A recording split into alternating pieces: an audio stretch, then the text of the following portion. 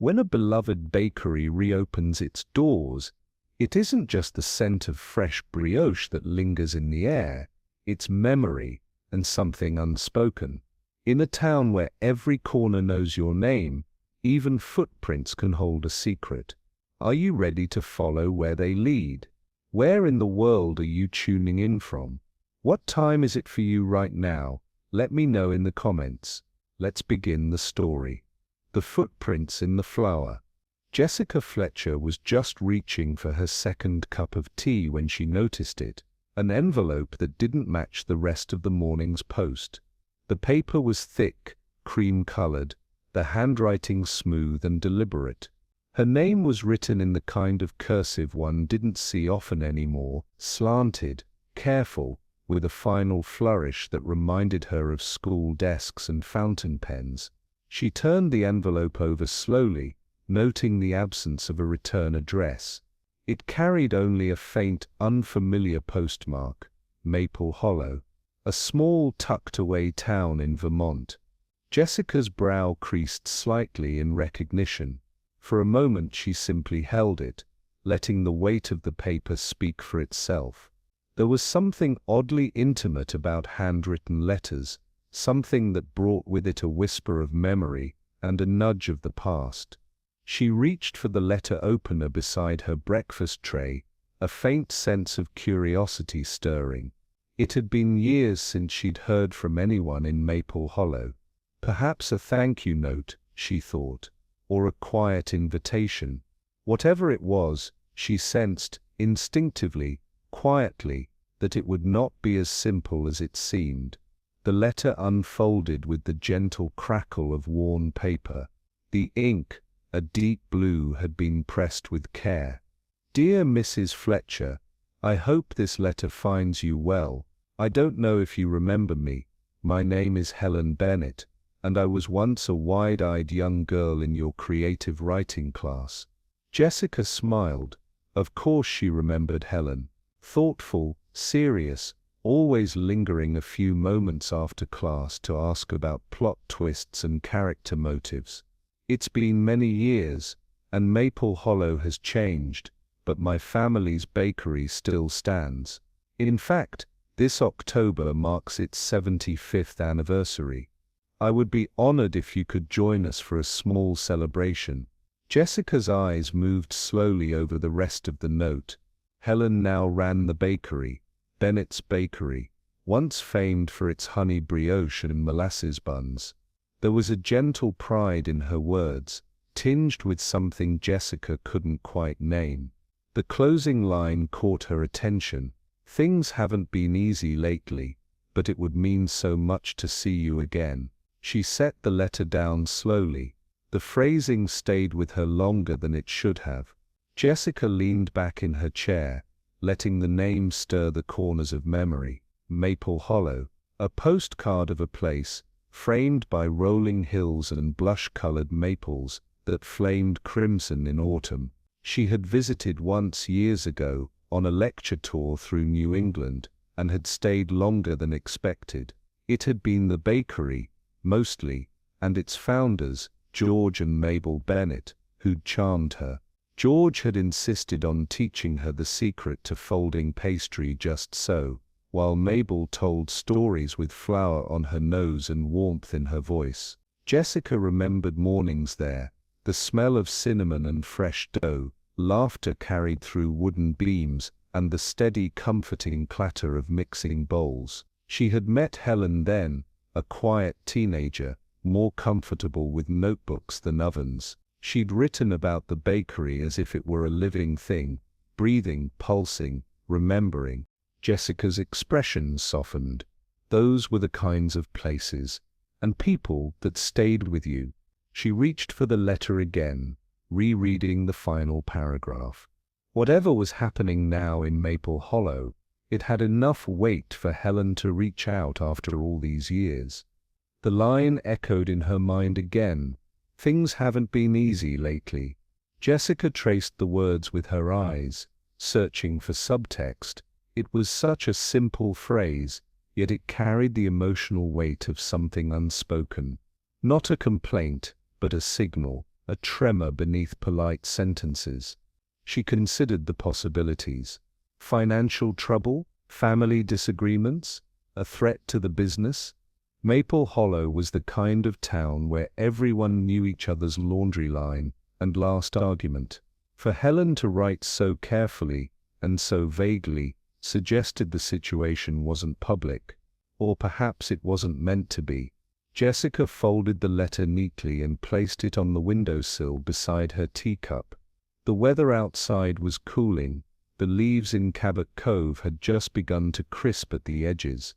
She had no reason not to go. No pressing deadlines. No unfinished manuscripts. And yet it wasn't obligation that made her begin to consider the trip. It was curiosity, wrapped in concern. She had always believed that small words, carefully chosen, were like loose threads in a sweater. Pull them gently enough, and something always unraveled. By early afternoon, Jessica had pulled her old weekend suitcase from the hall closet. She packed slowly, methodically, her movements more thoughtful than rushed. A wool cardigan, 2 skirts, a stack of typed pages in case inspiration struck. She included a scarf, soft pale blue, the color of the sky she remembered from that one crisp morning outside Bennett's bakery. There was comfort in preparing for a journey, but today that comfort was tempered by something else, a kind of premonition that clung at the edges of her thoughts. It wasn't fear, not quite, but a quiet awareness that the days ahead would not be as sweet as the occasion suggested. She tucked Helen's letter into her handbag. It felt strange to hold paper that had traveled across time and distance just to find her. At the last moment she placed a slim notepad and 2 pens into the side pocket of her bag. Writing was how she made sense of things, and sometimes how things made sense on their own. As she zipped the case closed, she glanced once more at the letter. Haven't been easy lately. Whatever that meant, she would soon find out. The train pulled into Maple Hollow just as the sun began to soften into gold. Jessica stepped down from the carriage and inhaled the familiar scent of late autumn, a mix of distant wood smoke, damp leaves, and something faintly sweet in the breeze. The platform was quiet, save for a few travelers and a single porter half asleep on a bench. Jessica smiled. The town hadn't changed much. Her taxi arrived a few minutes later, its driver a kindly man named Ernest, who offered local gossip along with the scenic route. As they passed the bakery, a neat brick building with its signature blue awning, she noted that the windows were spotless, the display trays full, but it was the absence of music. No humming, no radio, no laughter spilling from the back kitchen, that struck her most. Quieter than I remember, she murmured. Ernest glanced at her through the mirror. A lot's changed in the last year, he said, but you'll see for yourself soon enough. Jessica said nothing, but the words settled over her like fog. As the car wound past rows of faded houses and crimson trees, she couldn't shake the feeling that something had shifted beneath the town's surface, something unfinished. The bell above the bakery door let out a soft chime as Jessica stepped inside, its delicate ring nearly drowned by the warm hum of ovens at work. The scent struck her instantly. Honeyed yeast, browned butter, a whisper of cloves. Time hadn't erased the bakery's soul. The shop was bright and tidy, but it bore the quiet fingerprints of pressure, smudged counters hastily wiped, display cases stocked with slightly uneven rows of tarts. A few customers lingered at tables near the windows, their voices low and polite. Jessica sensed they weren't regulars. Behind the counter, a young woman glanced up, offered a polite nod, and disappeared through the swinging door. A moment later, Helen Bennett emerged, the same soft face framed now with silver hair, her apron neatly tied, her movements graceful but slower than Jessica remembered. Her smile was kind, but not warm. Jessica Fletcher, she said with a tone that was both greeting and apology. "Welcome back to Maple Hollow." Jessica smiled in return, stepping forward into the heart of the bakery. But even as the old warmth tugged at her, she could feel the strain beneath it, like a dough that hadn't risen quite right. Helen led Jessica to a small corner table, set just beside the display case of old-fashioned almond cakes and cinnamon twists. A tea tray had already been laid out, its porcelain cups as delicate as ever. The touches of familiarity were all there, and yet something faltered in the air between them. "I hope your journey was smooth," Helen said, pouring carefully. "We were all thrilled to hear you were coming." Jessica accepted her cup with a nod. "It was a lovely ride. The hills look even softer than I remembered." Helen smiled, though her eyes flickered toward the back kitchen. "Well, the bakery's still standing, which is something." She paused. "But it's not quite what it was. Times change. Expectations do too." Jessica studied her for a moment, the way Helen's fingers gripped the saucer just a touch too tightly, the way her words drifted toward generalities. There was weariness behind her hospitality, and distraction. "I read your letter," Jessica said gently, "and I wondered if maybe there was more you hadn't written." Helen set her cup down and folded her hands. "Let's just say, some of the ingredients aren't blending the way they used to." And then she changed the subject. Jessica didn't have long to wonder what Helen meant before a young man appeared from the back, wiping flour from his palms onto his jeans. "Ah, you must be the famous Mrs. Fletcher," he said, offering a hand. "I'm Darren, Helen's nephew, though these days I'm mostly acting manager, accountant, delivery boy, you name it." He laughed, but it rang a little too brightly. Jessica shook his hand. "Quite a resume. I believe in moving things forward," he said, taking the seat Helen had vacated. "We've got a legacy here, but that doesn't mean we can't modernize. I've been experimenting with sourdough, subscription boxes, online marketing." Jessica raised an eyebrow. "Quite the evolution for a small-town bakery." "That's the idea," Darren replied. "We've been coasting too long on nostalgia. Time to bring Bennett's into the 21st century." His enthusiasm was clear, but Jessica noted the faint tension in his jaw as he spoke, as if trying to prove something or defend it. She also noticed the way Helen, returning behind the counter, didn't interrupt or affirm him. She simply kept arranging pastries, her mouth tight. Legacy and ambition rarely mixed smoothly, especially when both claimed to know the original recipe. Jessica made her way to the back kitchen shortly after, guided by the smell of melted butter and something slightly scorched. Inside, she found a woman in her 30s hunched over a mixing station, sleeves rolled to her elbows, her hair tied back in a way that suggested practicality, not vanity. "Clara?"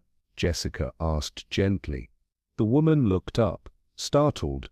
Her face was pale with flour dust, and her expression quickly turned to practiced calm. "Yes. You must be Jessica. Helen mentioned you'd arrived." Jessica smiled. "I hope I'm not interrupting." "You're not," Clara said, though her hands kept moving.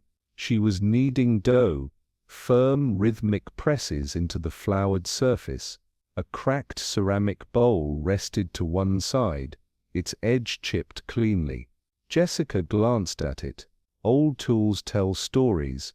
Clara's hands stilled for a beat.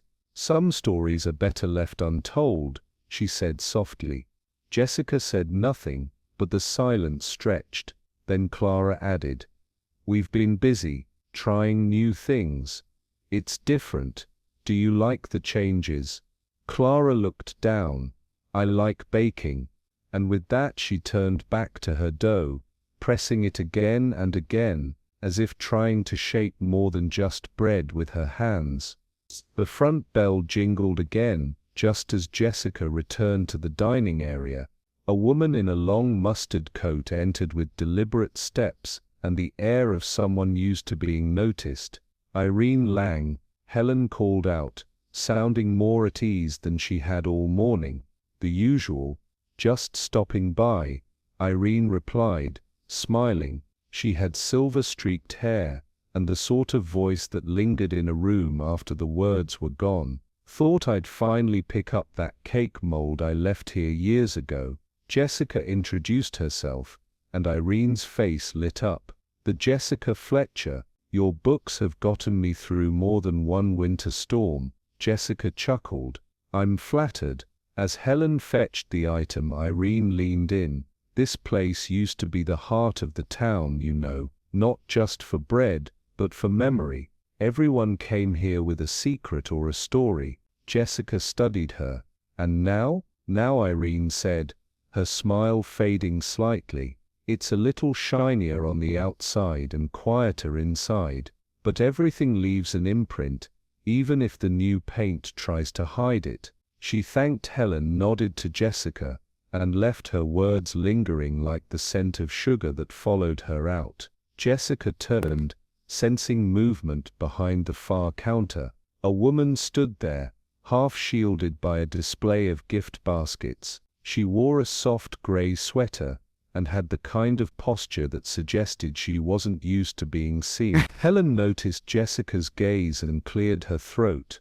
"That's Alice," she said, voice quiet. "My sister." Jessica nodded politely, but Alice offered only a brief glance before slipping into the storeroom. "She's come back recently," Helen added. "It's been complicated." Jessica understood. Family threads rarely frayed at once. It happened strand by strand, often over things left unsaid. She made a mental note to speak with Alice later, when the shadows weren't quite so thick. As Jessica moved toward the door, Darren called over from the counter, "Leave that second batch of dough for now, it didn't rise right." Clara, mid-task, hesitated. "But it needs at least another hour." "Let it go," he said, forcing a laugh. "Some things just don't work out." Jessica paused. It was an ordinary comment, but the room shifted subtly. Helen didn't look up. Clara turned away. She glanced at the bowl of dough. It looked fine to her, soft, swelling, a little slow but alive. There was something in Darren's voice, something too final, that didn't match the pastry. Jessica opened the bakery door into the cool afternoon, her thoughts already turning. In baking, as in life, timing was everything. And when something was left unfinished, it usually meant someone had stopped it on purpose. The next morning, Jessica arrived early at Bennett's bakery, drawn as much by the scent of baked apples and cinnamon as by the subtle tension she'd felt the day before. The dining area was quiet, scattered with a few early risers sipping coffee from delicate china and speaking in hushed tones. Helen greeted her with a reserved smile and ushered her to a window table set for one. A small plate of scones, still warm, waited beside a neatly folded linen napkin. Jessica thanked her and settled in, grateful for the familiar comfort of a quiet breakfast. Across the room, Darren appeared behind the counter, quickly flipping through a clipboard and issuing short, clipped instructions to a passing clerk. Clara, her expression unreadable, moved wordlessly between the kitchen and the front. There was no hostility, but something beneath the surface had shifted.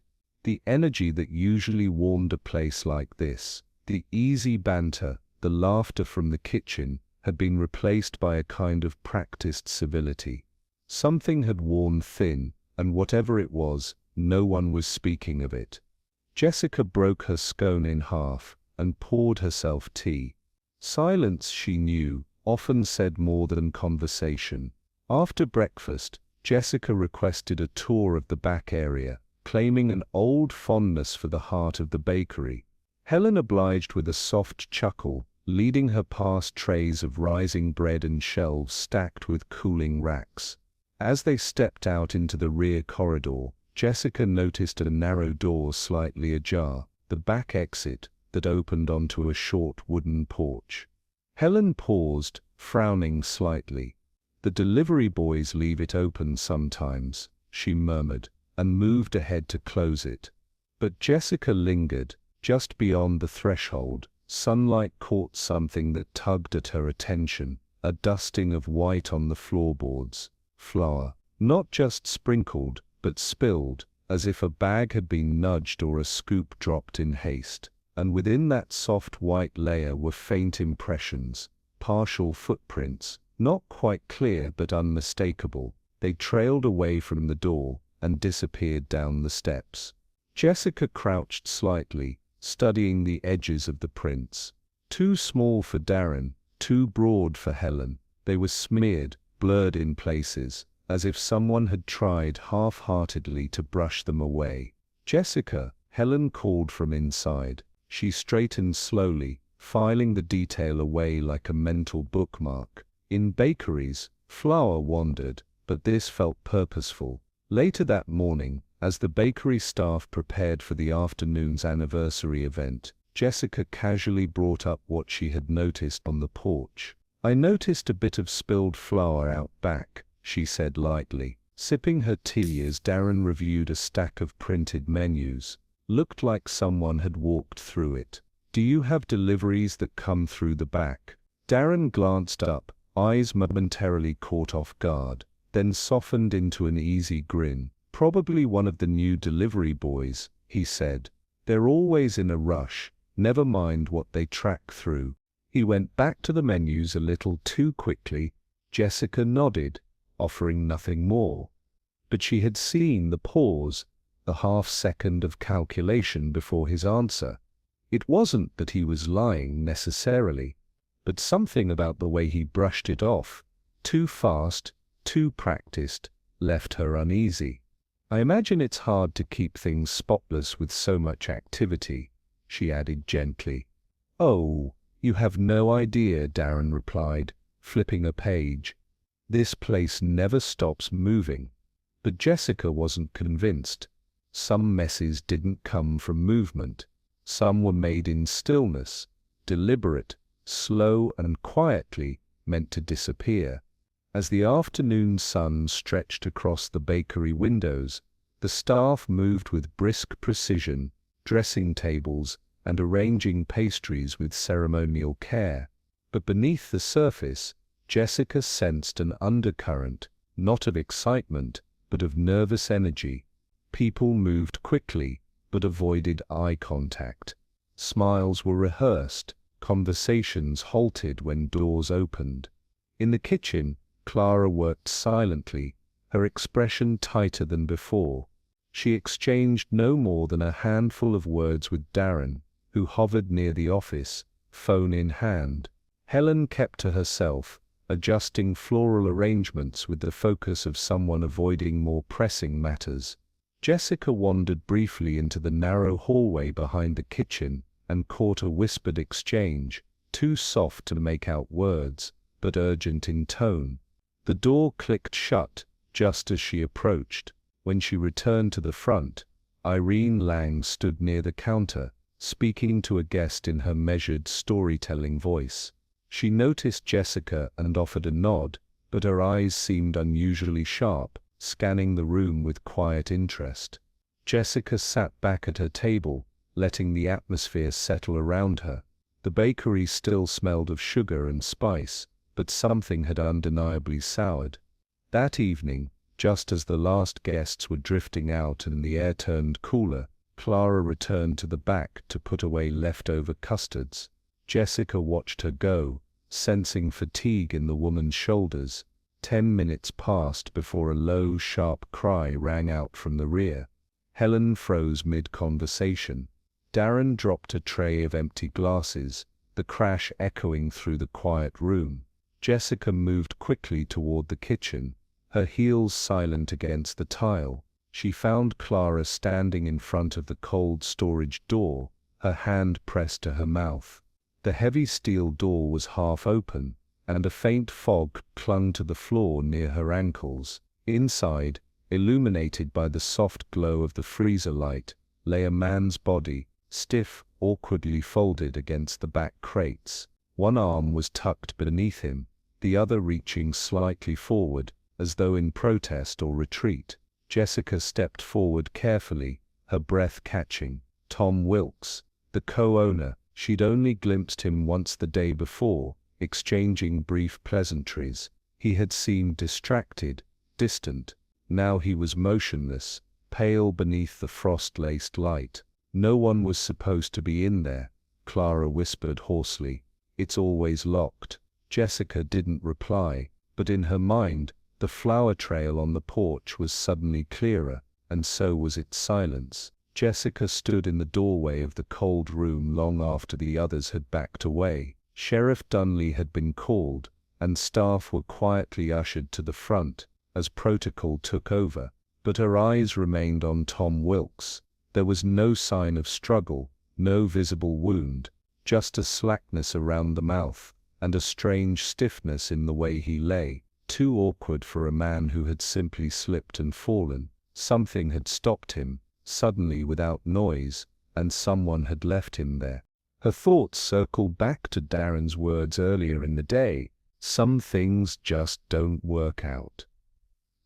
He'd been talking about dough, or so it had seemed, but Jessica had long ago learned that people often revealed more when they believed they were talking about something else. And then there was the flower on the porch, blurred footprints leading away from the door no one claimed to use. It wasn't just a mess, it was a message, or perhaps a mistake. She thought too of Helen's hesitation, the way Clara deflected, and how Alice had watched from the shadows without ever saying a word. There was grief in the room now, but Jessica suspected it wasn't all for Tom. As Sheriff Dunley finally arrived, face lined with concern but not surprise, Jessica took a step back and let the voices swirl around her. The heart of the bakery had gone cold, and not just from the freezer. She reached for her notebook. Unfinished dough, a trail of flour, a death with no sign of struggle, and something about all of it felt timed. The next morning, the scent of the bakery was just as rich, honeyed loaves, a hint of warm cardamom, but Jessica sensed immediately that something had changed. The chatter had thinned to murmurs, greetings were clipped, and eyes darted more than they met. Jessica stepped into the kitchen unannounced, and found Clara already at work, sleeves rolled, jaw tight with concentration. Darren was pacing near the back, phone in hand, whispering in a voice low enough to obscure content, but not tone. Even Helen, usually so careful with her movements, dropped a spoon with a startled clatter when Jessica entered. There had been no official word yet from the sheriff, but everyone knew. The cold room had not just held a body, it now held a question mark. "Morning," Jessica offered softly, glancing around. "Early start." Helen nodded, but it was Irene Lang, slipping in through the rear door with a wrapped parcel, who answered. "Grief doesn't wait for a convenient hour," she said quietly. "Nor does guilt." Jessica met her eyes. Irene didn't flinch, but she didn't linger either. The bakery hadn't lost its charm, but it had lost something more delicate, the comfort of not knowing. Jessica found Darren in the back office later that morning, hunched over a set of ledgers and spreadsheets, frustration dancing behind his eyes. "Too many receipts, not enough results," he muttered, not looking up. "Bookkeeping always did have a way of exposing truths," Jessica replied, her tone light but pointed. He glanced up. "Can I help you?" She stepped forward. "I was curious, Tom Wilkes. How involved was he in the financial side of the bakery?"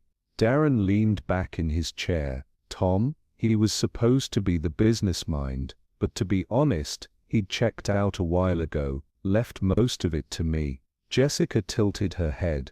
"And did that leave you burdened, or in control?" He smirked faintly. "Bit of both. This place is bleeding at the edges. I tried getting Helen to approve a second mortgage, expand, modernize. She refused. Said tradition mattered more than spreadsheets. And Tom, Darren's eyes narrowed. He wavered, promised me things, but in the end, he just stalled. Jessica nodded slowly, letting his words settle. There was disappointment in his voice, but something sharper underneath. Not grief, not even anger, resentment. And that she knew was more corrosive than either.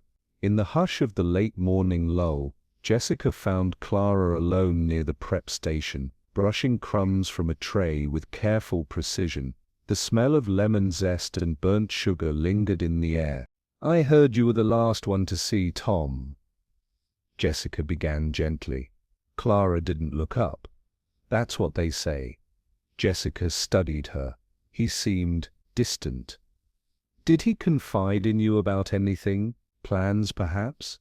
Clara let out a dry laugh, barely audible. "Tom never confided in anyone. Not really." Jessica waited. Clara sighed, hands resting on the edge of the counter. "He promised I'd get a share. Not much, just enough to keep me here. Said he'd rewrite the agreement after the anniversary. Said I'd earned it." "And did he?" Clara turned toward her, eyes tired. "You know what he gave me? A longer shift and a cracked bowl. That's all." Jessica looked down at Clara's flour-dusted fingers, trembling slightly as they gripped the edge of the counter. "He made a habit of promising things he never meant to deliver," Clara whispered. "And one day, I suppose someone stopped believing he ever would." The words hung in the air, unclaimed, unresolved, and weighted with implication. Jessica caught Irene just outside the town library that afternoon, her arms full of yellowing binders and faded file folders. "Irene," Jessica called gently. "Do you have a moment?" The historian paused, then nodded. "Always for you." Jessica fell into step beside her. "You mentioned something the other day, about this place carrying memories. I wonder, did you ever come across anything unusual in the original bakery records?" Irene gave a small cryptic smile. "Unusual is a matter of perspective. But yes, I remember a clause in the founding agreement, back in 1948. Mabel Bennett insisted that the bakery must remain in family hands. If ever sold or transferred, it had to go to a blood relative." Jessica's brow furrowed. "That wouldn't include Darren, would it?" "No, he's related through marriage. Helen's late husband's nephew, not a Bennett by blood. And Tom, named in the original amendment. But if he were to sell it out of family lines," Irene paused, "let's just say there would have been pushback." Jessica absorbed that quietly. "Did Tom know about this clause?" "I suspect he did, and if he didn't, someone likely reminded him." Irene handed Jessica a folded copy of the clause. "For your collection," she said, and walked on. Back in her room at the inn, Jessica spread out her notebook and began listing the hours between the close of business and the discovery of Tom's body. Clara said she'd locked up at 8:30. Darren claimed he had left by 9. Helen mentioned she'd been in bed by 10. And Alice, well, no one seemed sure when Alice had come or gone. Jessica underlined that name. She recalled seeing Alice in the rear hallway earlier in the week, standing quietly by the storeroom door. She'd vanished before anyone could speak with her, and hadn't offered anything since. Darren's timeline was the most polished. Too polished. No gaps, no stumbles. Clara's version was foggier, emotionally frayed. But what concerned Jessica more was what none of them mentioned: the sound of the freezer alarm. It should have sounded when left ajar, unless someone had silenced it.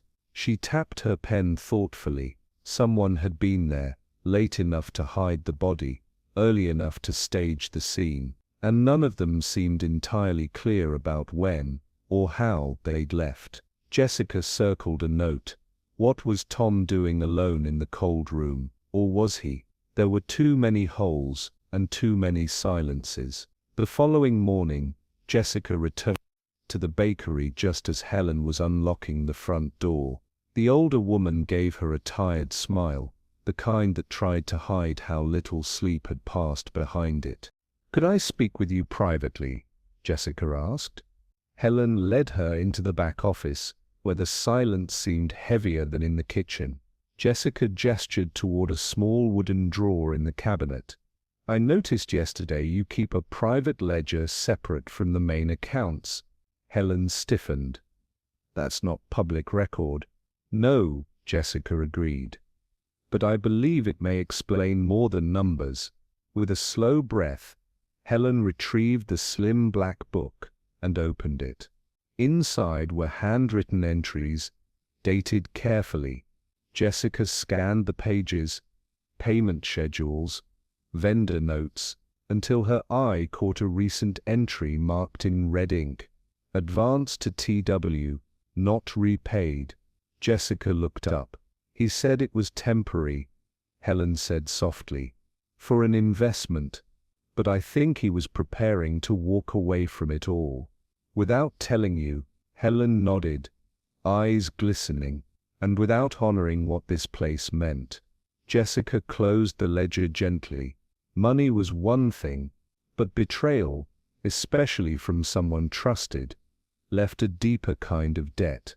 The office behind the bakery had once been a haven of calm order, or so Jessica imagined. Now it felt like a room frozen mid-thought. Paper stacks leaned precariously, invoices marked in pencil fluttered near the desk fan, and a faint film of flour dust clung to every ledge. Drawn to the far wall, Jessica ran a finger along a low bookshelf, eyes scanning the spines. Contracts, local tax logs, and then something older, a thick volume bound in cracked brown leather, its corners curled and spine nearly illegible. She lifted it gently. It exhaled the scent of old butter and ink. Inside were pages of handwritten recipes, their titles fading with age. The ink had bled slightly over time, but the care with which each instruction was written was unmistakable. Margins held little notes in multiple hands, flour ratios, alternative spices, scribbled suggestions for holiday batches. Jessica turned another page, then another, until a sudden blankness caught her eye. A gap. A page had been torn, cleanly deliberately, from the binding. She pressed her fingertips to the ragged edge. This wasn't damage from time or use. This was omission, and someone had meant for it to be forgotten. Jessica sat at Helen's desk, the recipe book open in her lap. The tear wasn't jagged, but smooth. A practiced hand had removed the page without disturbing the others. Only a faint line of adhesive, and a brown ghost of aged paper remained. She checked the index, which, despite fading, still offered a glimpse of what had once been there. Bennett brioche. Family recipe 1952. Brioche. Jessica remembered the story Helen had told so many times during her visit years ago, how her grandmother had perfected the bakery's signature brioche, with a secret blend of honey and cream. It had been the bakery's pride, the taste that locals claimed was unmatched anywhere. But here it was, missing, the very recipe that had supposedly built the business. Jessica closed the book gently, her thoughts already shifting. A recipe didn't vanish on its own, and something as foundational as the family's brioche, it wouldn't be removed casually.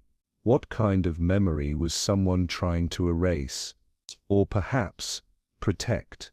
Jessica tucked the book under her arm, and walked slowly out of the office, the question growing heavier with each step. Sometimes, the bitterest truths were hidden in the sweetest things. Jessica found Alice sitting near the bakery's back window, folding napkins into quiet little triangles. The late afternoon light softened the lines of her face, but her hands moved with a tension that betrayed her calm. Jessica approached slowly. "Alice, may I ask you something about the brioche?" Alice didn't look up. "There's not much left to say about that. I found the original recipe book. The page for the brioche was missing." At that, Alice froze. Her fingers stilled mid-fold. Jessica continued gently. "You once told me your mother had a talent for baking." Alice raised her eyes. They were dry but shining with something harder than sorrow. "She didn't have a talent," she said. "She had the recipe. She wrote it in that book, on a Sunday afternoon while I stirred the eggs. My father told her it would make the family name." Jessica nodded slowly. "And yet, everyone credits Helen." Alice gave a bitter laugh. "Because Helen married into the name and wore it better. My mother died without her name on a single wall." She returned to the napkin, folding it with sudden force. "You want to know what was torn from that book? It wasn't just paper, it was her."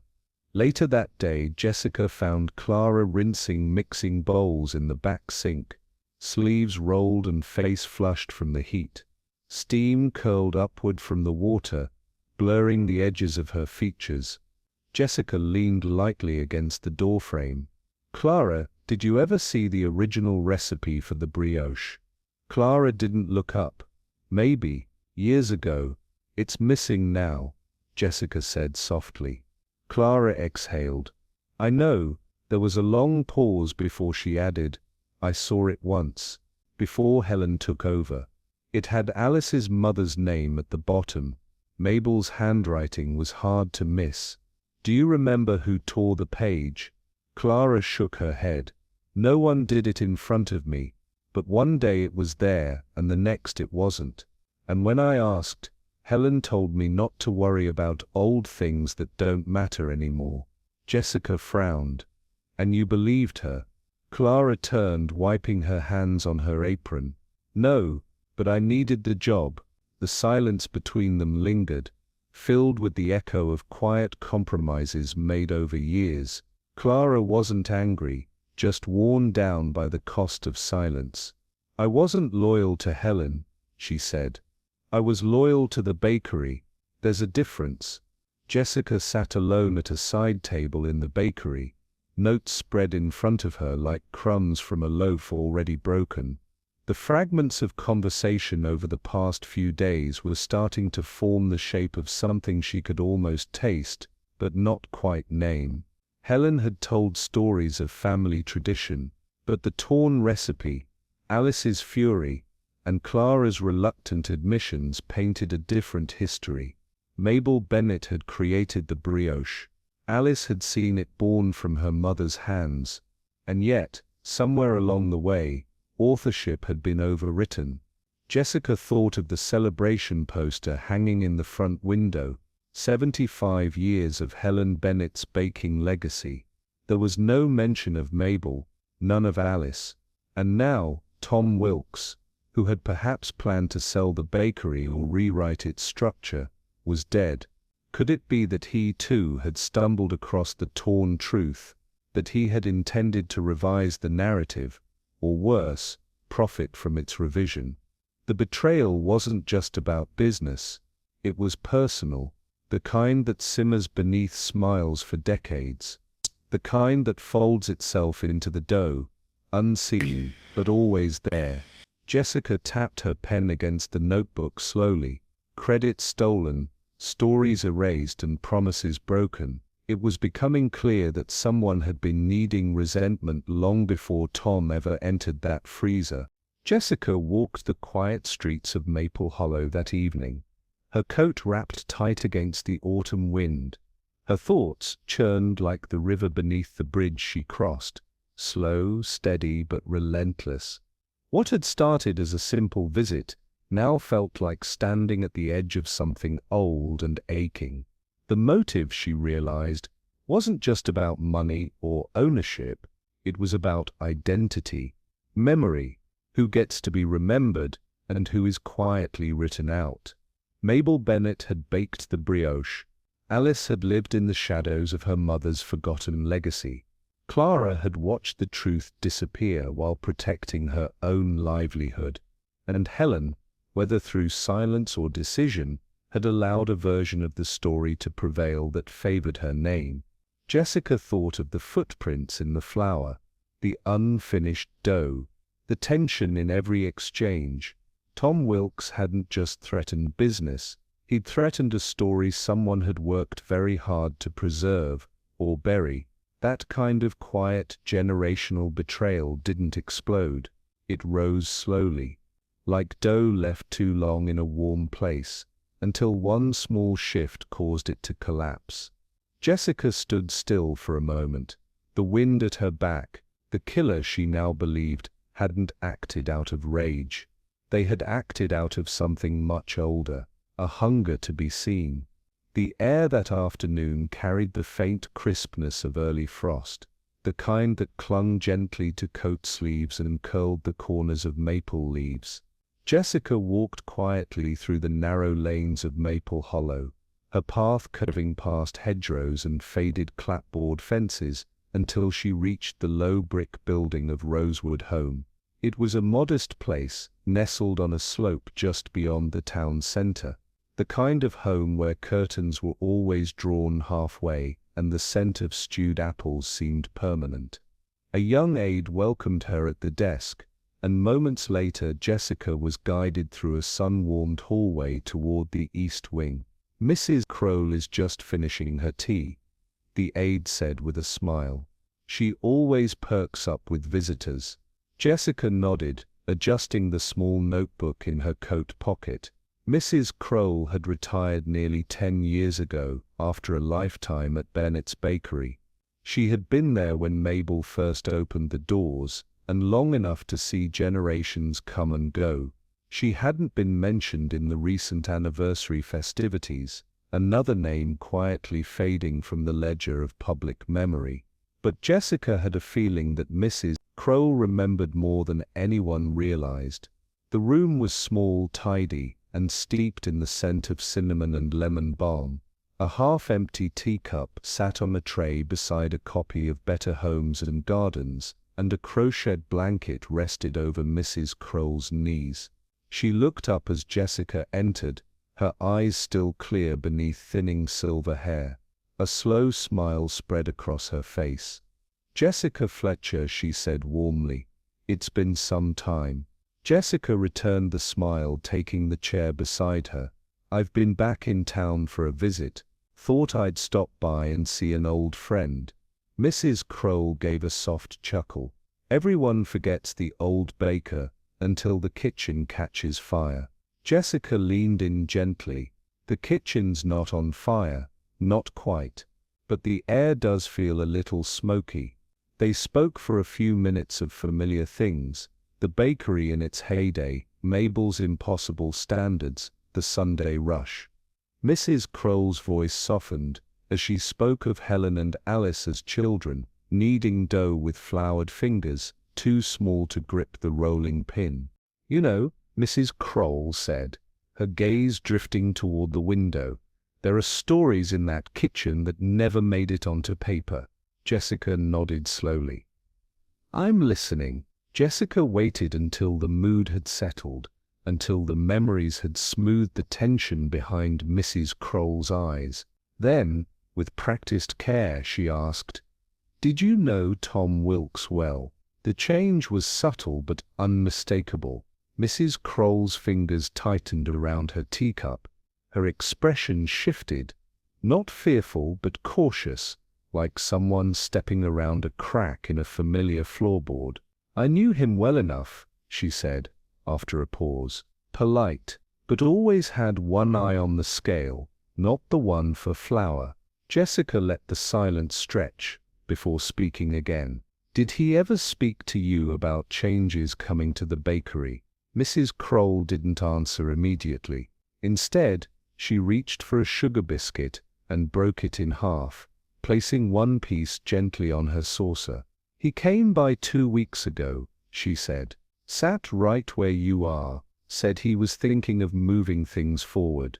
said some people were too attached to the past. Jessica's brow furrowed slightly. Did he say what that meant? Mrs. Kroll gave a dry smile. Selling, maybe, or changing the name. Something about making it marketable. Then, almost under her breath, she added, "But you don't sell a promise, not when it's still alive in someone else's hands." Jessica leaned forward slightly. What kind of promise? Mrs. Kroll stared down at her saucer. Helen's father, George, made Tom a silent partner. Not official, just an arrangement to help him after the war. George trusted him. Thought family came in more than one form. But legally, Tom never had a name on the deed. Mrs. Kroll replied. Helen kept it in her name after George passed. She said the bakery should stay with the bloodline. Jessica absorbed this quietly. Tom felt it was unfair. Mrs. Kroll continued, voice low. He did the bookkeeping, the supply orders, said he kept the place afloat, while Helen held the storybook. But George never promised him the building, only that it would provide for him as long as he stayed loyal. Jessica's thoughts stirred. So if Tom wanted to sell, he'd have needed Helen's consent, or her absence. A flicker of something unreadable passed across Mrs. Kroll's face. Jessica studied her a moment longer. The weight of unspoken things was heavy in the room. "Do you think he meant to break that promise?" she asked softly. "I think," Mrs. Kroll said, "he thought the promise had already been broken," and she reached quietly for her tea. Jessica left Rosewood home without a sound, her coat drawn tightly as the wind pushed low across the trees. The sky had taken on a pale bruised hue, and a few yellow leaves clung stubbornly to their branches above. The conversation stayed with her, not just the words, but the silences between them. Mrs. Kroll had spoken gently, almost reverently, as though each memory required careful handling. But Jessica knew what she hadn't said mattered just as much. The bakery had always been more than flour and butter. It was a covenant, between generations, between women, between what was given and what was owed. And when one person altered that balance, even slightly, the whole thing could tilt. Tom Wilkes hadn't just wanted to sell a building. He had challenged the mythology that bound it together. And perhaps, without knowing it, he had severed something deeper. The quiet bond of loyalty that had held people like Helen and Mrs. Kroll in place all these years. Jessica paused at the edge of the lane, listening to the sound of wind against brittle grass. Sometimes, it wasn't the loudest voices that carried the truth. Sometimes, it was the ones who had been watching all along. Back at the inn, Jessica spread her notes across the small writing desk. She opened her notebook to the sketch she'd drawn days earlier. The rear porch, the spilled flour, the partial trail of footprints vanishing down the steps. She'd thought of them often, but now they held new meaning. Tom had never owned the bakery. If he had planned to sell, it would have required Helen's approval or a way to remove her influence entirely. Had he intended to confront her that night, or had someone else learned of his plans and decided to act? Jessica traced the outline of the prints again, this time more carefully. The flour had been brushed in places, as if someone had tried, not quite successfully, to obscure the trail. What stood out now was not just who had left the prints, but who had the opportunity and time to alter them. Clara had been home by 9. Darren had left, or so he claimed. But Alice had remained unaccounted for. She closed the notebook slowly. The footprints didn't just mark a path, they marked a decision, and someone, Jessica now believed, had tried to sweep away more than flour that night. The morning broke clear and cold, but the mood in Maple Hollow had darkened. Word spread quickly, not through announcements but through glances, tight whispers, and the silence that falls when shock becomes communal. Jessica stood near the back counter of the bakery when the sheriff arrived. Clara had flour on her apron and cinnamon under her nails. She was sorting ramekins when Sheriff Dunley stepped forward, the tension in his jaw betraying the formality of his words. "Clara Marsh," he said quietly, "I need you to come with me." She turned slowly, confusion flickering before resignation. "What's this about?" Helen asked from behind the pastry case. "Based on the timeline and certain inconsistencies," Dunley replied, "Clara remains our most probable suspect." Jessica's stomach sank. There was no satisfaction in his voice, only duty. But still something was wrong. Clara said nothing as she was led away, but her eyes met Jessica's for a brief, unspoken moment. It wasn't guilt Jessica saw, it was fatigue, a woman worn down by years of compromise, and now blamed for a truth that felt more complicated than any official version could allow. Jessica exhaled slowly. The sheriff had drawn a conclusion, but it didn't feel fully baked. Later that morning, Jessica sat with Helen in the bakery's small tea room, a pot of Earl Grey cooling between them. The clink of cups and soft shuffling in the kitchen behind them barely interrupted the thick quiet that hung in the air. "She didn't do it," Jessica said simply. Helen looked up. "You sound sure." Jessica stirred her tea, then set the spoon down gently. "Clara may have had motive, but there's something in the way she carries this place. She's weighed down, yes, but not hollow, not hiding." Helen sighed, fingers wrapped tightly around her teacup. "You've seen the ledgers, the tensions. Clara's been stretched thin for years. That's not the same as murder." Helen didn't argue. Jessica continued, "Sheriff Dunley's case hinges on timeline gaps and Clara's nervousness. But nervousness isn't guilt, especially when someone's been treated like an afterthought for decades." Helen's voice was quiet. "I trusted Tom, you know, even when I didn't like what he was doing." Jessica studied her. "Did you know what he was planning?"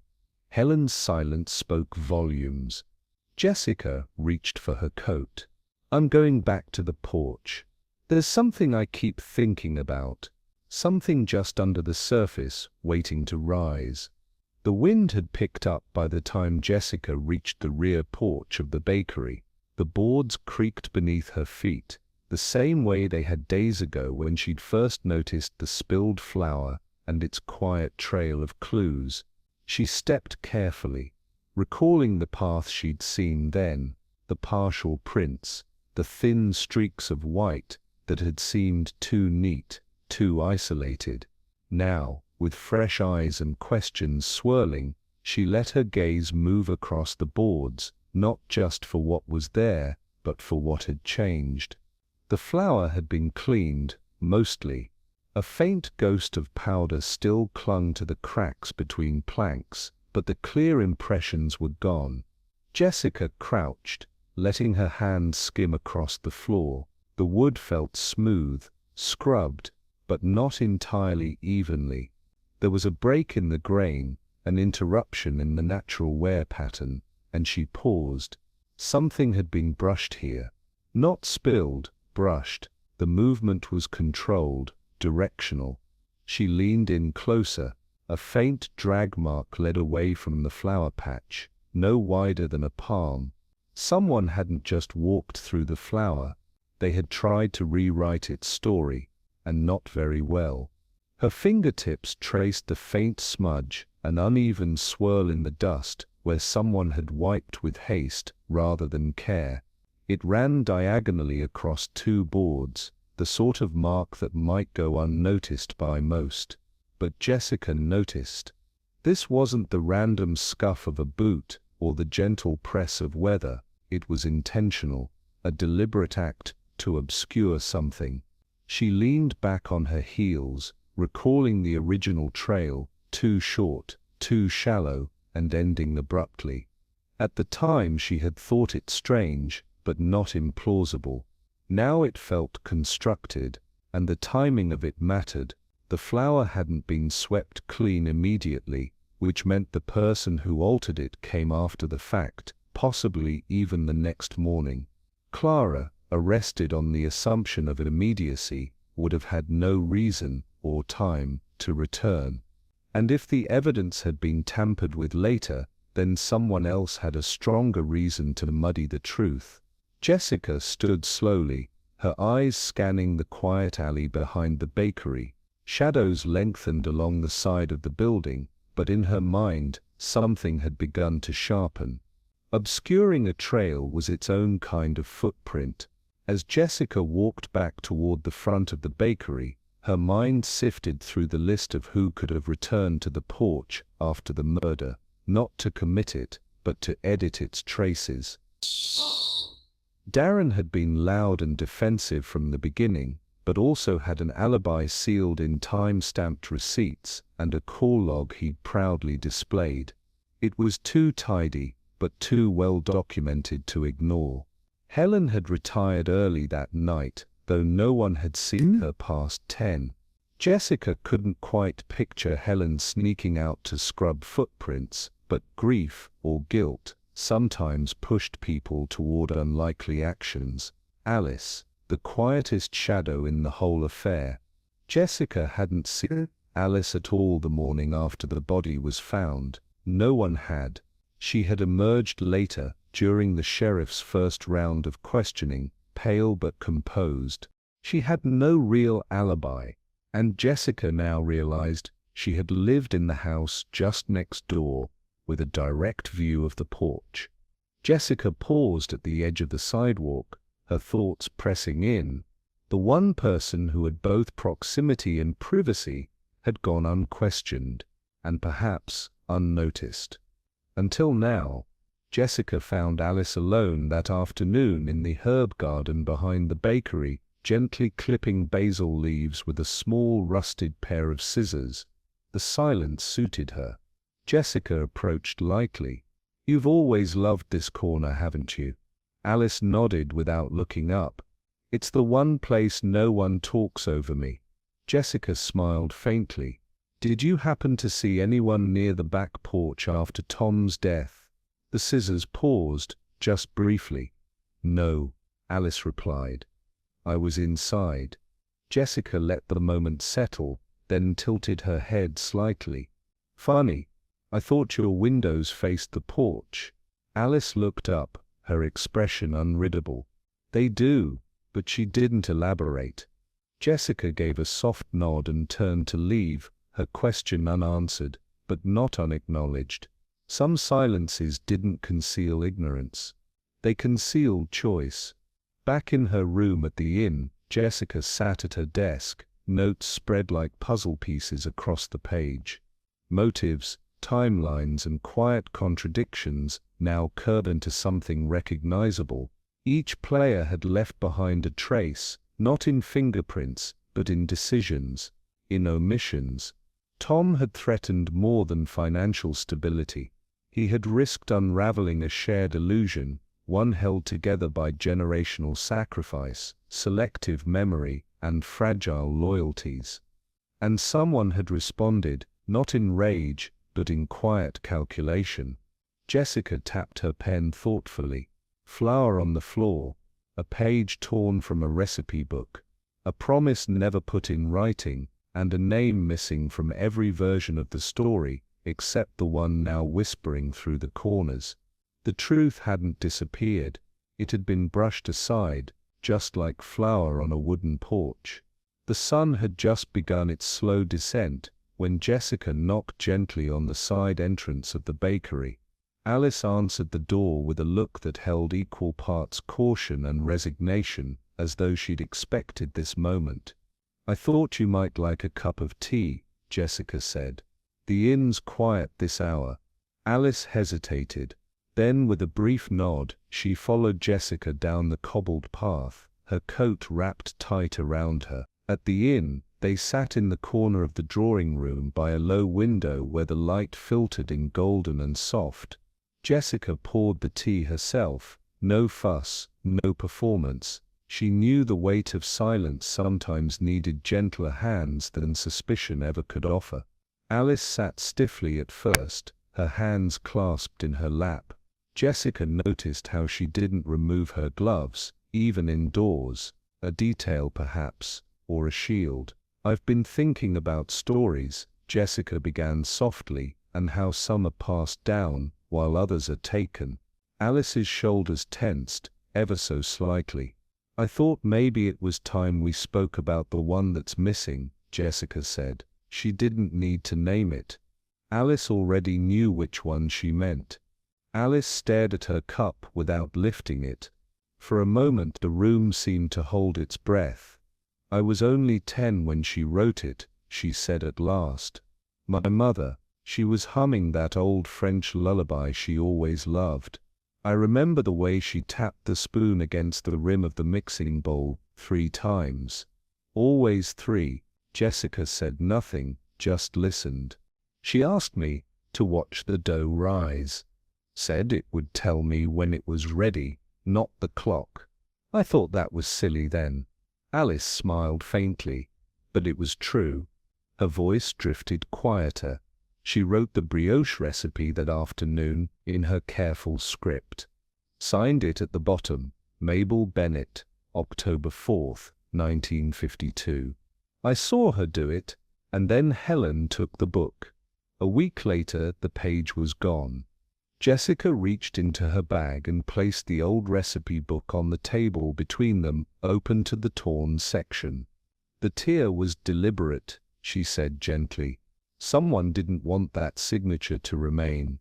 Alice met her eyes, the grief there no longer fresh, but deep-set and still warm. She thought no one would notice, she whispered. But I did. Jessica waited a moment, then reached for the notebook, resting at her side. She flipped it open to a sketched layout of the back porch. There's something else, she said. The night Tom died, the flower trail was disturbed, smudged, not during the murder, but after.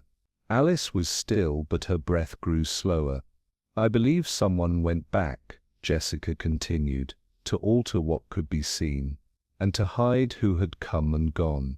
She turned the page, revealing a second sketch, this one annotated with times and footprints.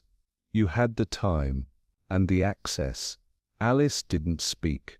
Her gloved fingers remained clenched around her teacup. I'm not accusing you of murder, Jessica said softly. But I think you tried to erase something, maybe even tried to protect someone. Finally, Alice looked up. Her eyes were wide but dry. No, she said, her voice a thin thread. I wasn't protecting someone else. Jessica didn't press. She didn't need to. The real answer had already begun to take shape, not in words but in Alice's face, where fear and sorrow lived side by side. I went back, Alice whispered, but not to hide someone else's guilt. She looked down. To hide my own. The room quieted again, though this time it was the hush of revelation rather than avoidance. Alice drew a shaky breath. I wasn't supposed to be there that night, she said. I'd gone back to get a shawl I'd left in the storeroom. It was silly, really. But the door was ajar, and I heard voices. Jessica didn't interrupt. Tom was talking on the phone. I only caught a few words. Contract, offer, something about a new investor. And then he said it outright. That he'd sell the bakery before Helen could stop him. Her hands trembled now, the teacup barely steady. He knew about the clause, about the promise made to my mother, to me, and he planned to break it. Jessica's voice was quiet. Why didn't you confront him then? Alice looked away. I didn't plan to, but something in me, it rose up. Years of being quiet, being forgotten. I stepped in, asked him why. He laughed, Jessica. He said the past was only useful when it served the present. She swallowed hard. He said my mother's name was never going to mean anything again. Jessica folded her hands gently. The motive wasn't greed, it was grief, and grief left to ferment could turn bitter. Alice's voice was thinner now, each word drawn from a place she had buried deep. I shouted at him, she said. I told him he had no right, that the bakery wasn't his to sell, not after everything my family had poured into it. Jessica watched her quietly, sensing that the truth, not just of the night, but of Alice herself, was finally coming into view. He didn't get angry. He looked tired. He reached for his coat, said something about how nothing lasts forever. Then he turned to walk past me, muttering that I was just another ghost in that building. Alice closed her eyes. I stepped in front of him. We were both near the freezer. The floor was slick with condensation. I didn't push him, Jessica. I didn't mean to touch him at all. Jessica said nothing. He slipped. His head hit the crate by the door. He didn't move. There was a pause, long and aching. I froze. I thought maybe he would wake up, but he didn't. Jessica nodded slowly. And the flower? Alice's voice was a whisper now. I tried to clean it. I thought maybe if no one saw, it wouldn't be real. It would stay just between us. Jessica sat in silence, letting the moment settle like dust in still air. She had heard hundreds of confessions in her life, some tinged with malice, others heavy with denial. But this one felt different. Not a crime of intent, but of despair. A life of quiet erasure culminating in one clumsy, tragic moment. You didn't plan for any of this, Jessica said gently. Alice nodded, tears now finally spilling, but soundless. You loved that place, not for the glory, but for what it carried of your mother. A pause. I don't think you're a monster, Alice, Jessica said softly.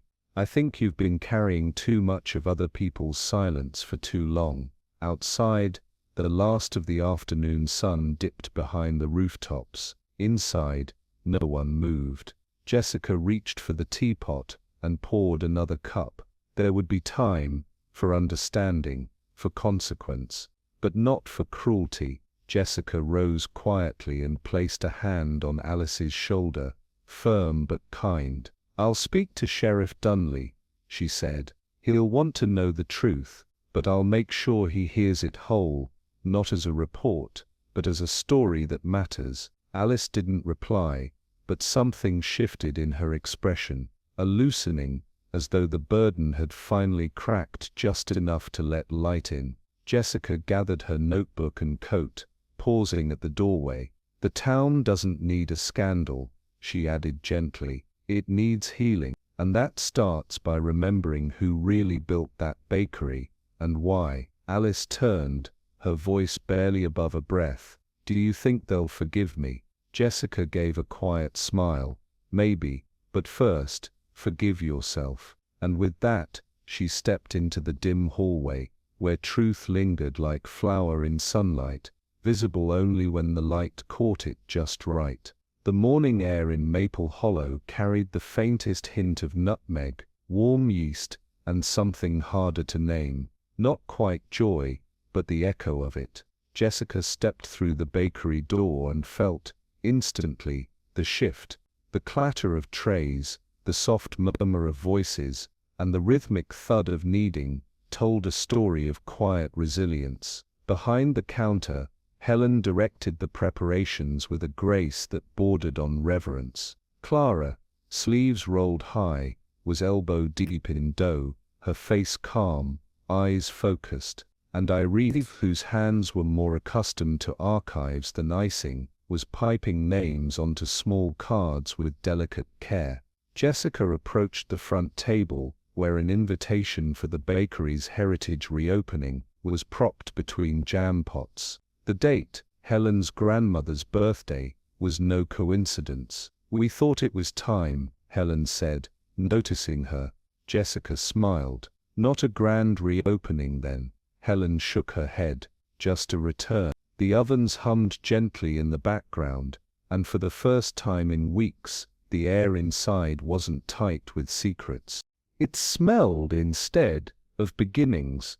By the front window, where morning light always struck the corner table just so, stood a small framed photograph of Tom Wilkes.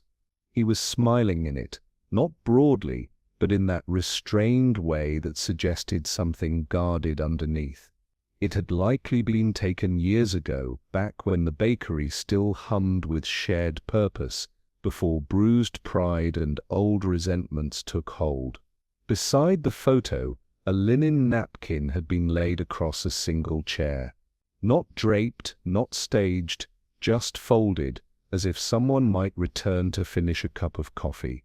Jessica stood before it, hands clasped gently. Clara came to her side, saying nothing at first. "I didn't want to," she murmured. But Helen insisted, said forgiveness wasn't forgetting. Jessica nodded. "It's a quiet kind of mercy, isn't it?"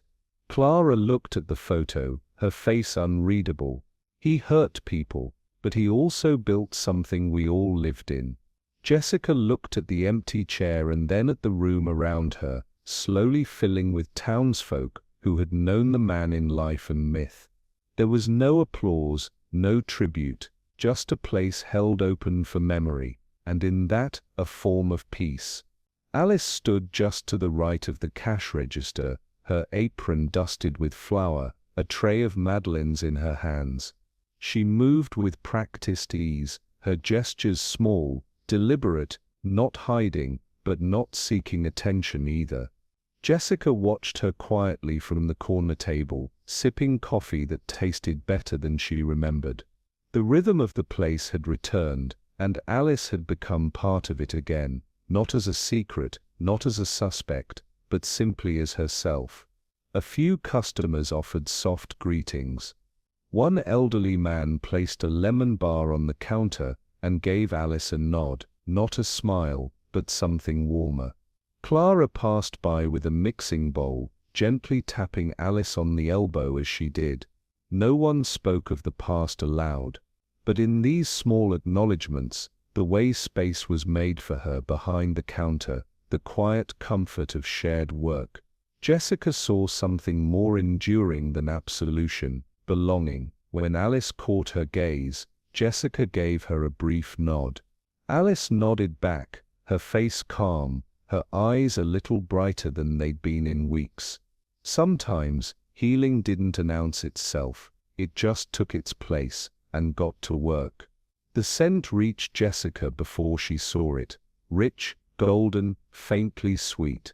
She followed it toward the display case, where a single loaf of brioche rested on a white porcelain platter.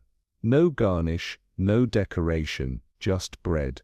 Beside it, a small handwritten sign read, "Mabel's Brioche, Back Home." Jessica's breath caught slightly. Clara stood nearby, arms crossed over her apron. "It felt right," she said. Jessica nodded, gently brushing a crumb from the edge of the case. "You used the original." Clara looked toward the kitchen, "The one Alice helped me rewrite." From memory, she remembered more than she thought. Jessica smiled. Memory's funny that way, especially when it's tied to something warm. Helen approached then, wiping her hands on the towel. "We'll only make it once a week, keep it special." Jessica looked at the loaf, its scored top gleaming faintly in the light, and thought of names written in margins, promises buried in silence, and recipes that held more than ingredients. "Do people know?" she asked softly. Helen nodded. Enough do, and that, Jessica thought, was all that mattered. The recipe had returned, but more importantly, so had its meaning. Jessica's suitcase waited by the door, and the train schedule folded in her purse was starting to feel real. But goodbyes in Maple Hollow weren't the hasty kind. Helen found her in the vestibule, wrapping a small parcel in brown paper and tying it with an old ribbon, green and white, faintly frayed at the edges. "It's just flour," she said. "But it's from our own stock. Milled last week. Thought you might like a little piece to take home." Jessica accepted it with both hands. The weight was modest, but the gesture was anything but. "Thank you," she said. Touched. "For this, and for letting me be part of the story." Helen smiled. "You didn't just witness it, Jessica. You helped write a new ending." They stood for a moment in the threshold, the bakery behind them, the town square beyond.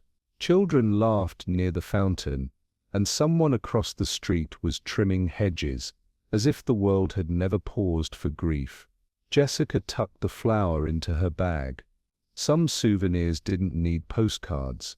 They lived in kitchens and quiet choices, and they rose again with warmth. The train pulled gently from the Maple Hollow station, and Jessica leaned back in her seat, the fields unfolding past the window in soft, familiar patterns, cornstalks bent by wind, tin roofs catching the late morning sun. In her lap rested the sack of flour, nestled beside her notebook, now filled with pages of scribbled clues, overheard conversations, and names written with care. She thought about Alice, not the crime, nor the sorrow, but the way she had returned to the counter, the way people had made room without ceremony. It wasn't absolution, it was grace. Jessica's thoughts turned to the footprints on the porch, altered, erased, then understood. What we try to hide, she reflected, is often the thing we most long to preserve. Even when motives twist and loyalties falter, what remains is the imprint of who we tried to be.